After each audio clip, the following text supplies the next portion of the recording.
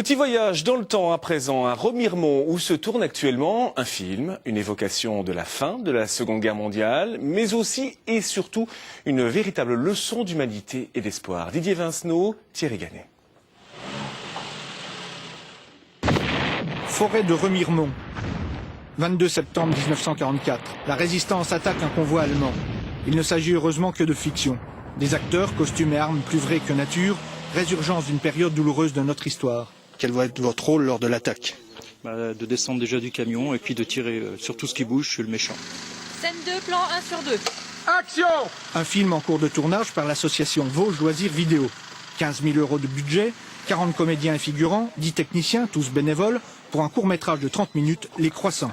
Terrible face-à-face entre un soldat allemand de 17 ans et un résistant trentenaire.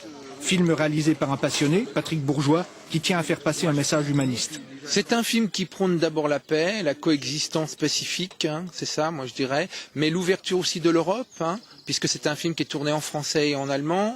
Donc c'est des Français et des Allemands qui un jour se sont battus, mais qui aujourd'hui construisent une Europe différente, une Europe des peuples, de la culture, ainsi de suite. Et dire justement, ce film dit, ce qu'on a raté hier, on l'a réussi aujourd'hui, et il faudrait surtout que ça continue demain.